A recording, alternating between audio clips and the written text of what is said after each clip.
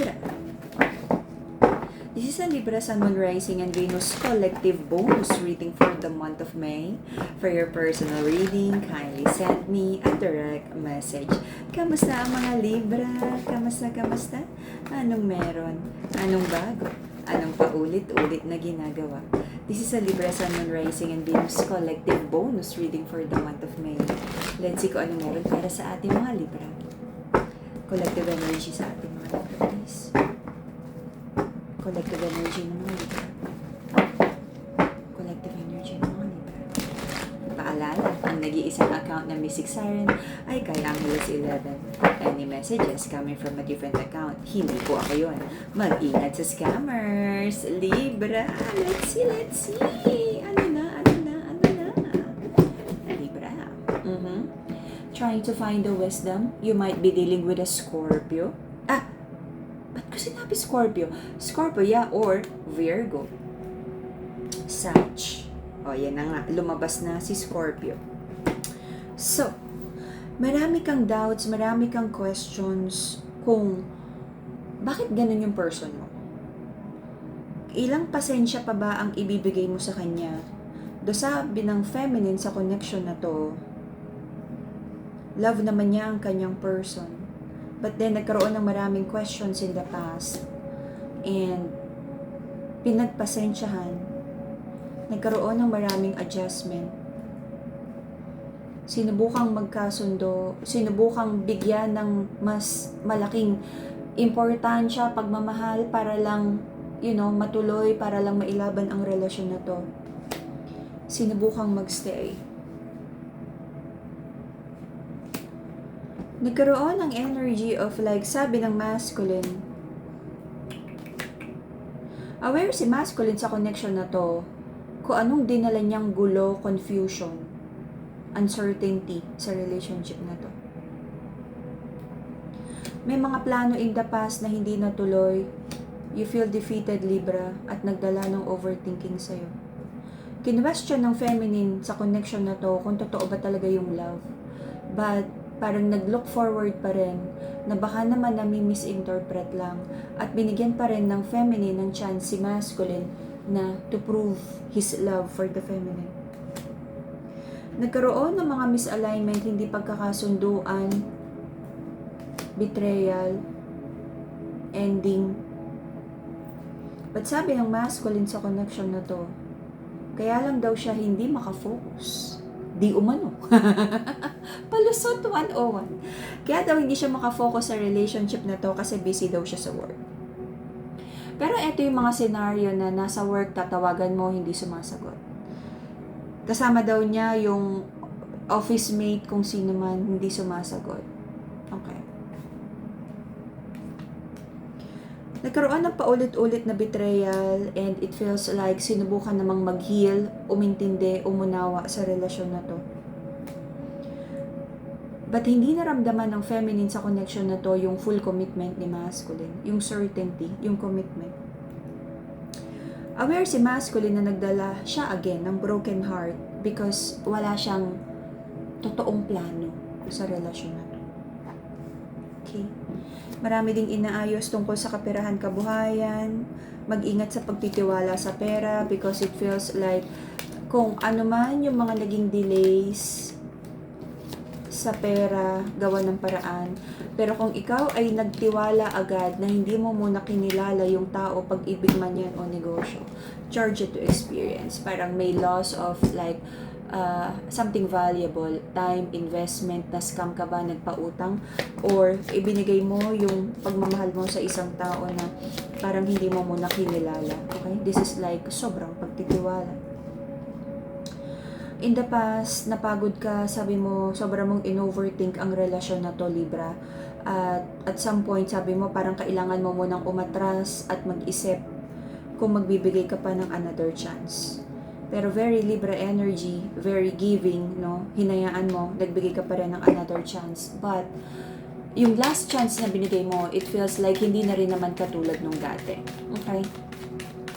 Sabihin natin, nandun ka sa bare minimum because tinitignan mo, sinusubukan mo, wag naman totally i-close yung door or yung chapter ng relationship na to. Pero kung ano yung binigay mong pagmamahal, hindi na kasing full blast before.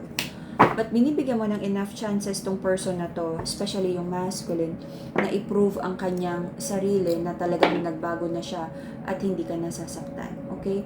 Pag ganito, ingatan lang ang, feelings and mental health.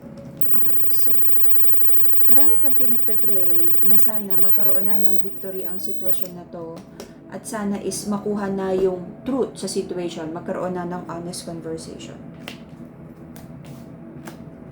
Right now, may mga conflict pa rin sa mga taong nakapaligid sa'yo. Hindi pa naman komportable ang ating mga Libra kung may mga conflict, pagtatalo, pag-aaway, or kung nami-misunderstood ka ng mga tao. Umaatras ka, sabi mo ayaw mo ng gulo, ayaw mo ng away, ayaw mo conflict, ayaw mo ng drama. Kaya lang minsan, kailangan mo ring harapin yung sitwasyon. Kasi you can't forever run away from this conflict. Meron kang gustong i-build,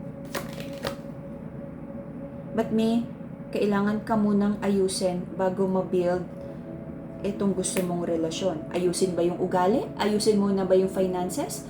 Or if you're starting a new relationship, baka kailangan mo munang ayusin and to close the chapter, itong recent connection na tinatapos mo bago mo umpisahan ang bago. Your person, napapagod na rin siya sa relasyon na to. You also might be dealing with a Leo, Sag. Marami ding iniisip ang iyong person tungkol sa kapirahan, kabuhayan.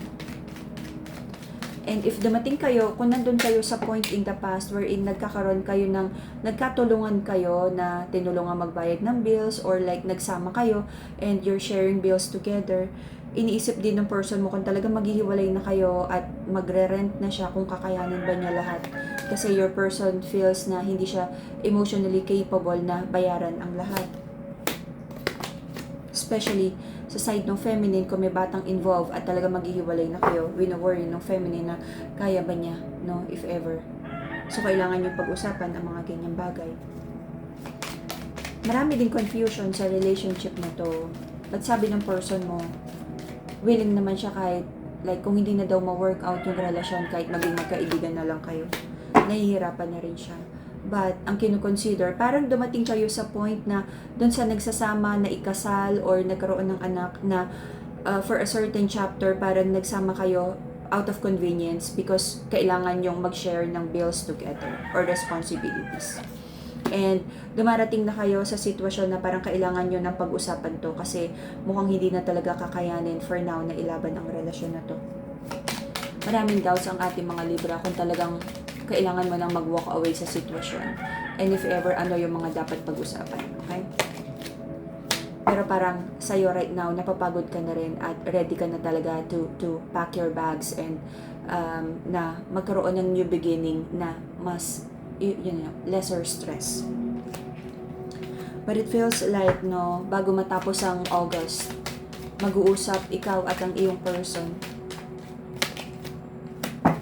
For some of you, nabibigyan ng another chance ang relasyon na to. Protect your heart, guard your peace of mind, your mental health, your peace, Kasi may nakikita pa rin akong dishonest conversation, mga broken promises. But for some of you na talagang tapos na at ayaw na, mag-move forward na parang ano na lang yung mga kailangang isettle, kung may annulment, divorce, or properties na pag-uusapan. For most of you, tanggap na tapos na ang relasyon na to at hindi na talaga kayang ayusin. There's a feminine in this connection na parang ang gusto lang naman niyang pag-usapan ay tungkol sa bata. Paano na nga ba? Dahil napakalaking transformation nito para sa inyong dalawa. Okay? But, mas nakikitaan ko ng magandang energy yung talagang i-close na yung chapter na to because of too much toxicity. Okay? Doon sa magbibigay pa ng another chance sa relasyon na to, guard your heart. Okay? Kasi may nakikita na naman akong potential lang naman na false promises. Okay?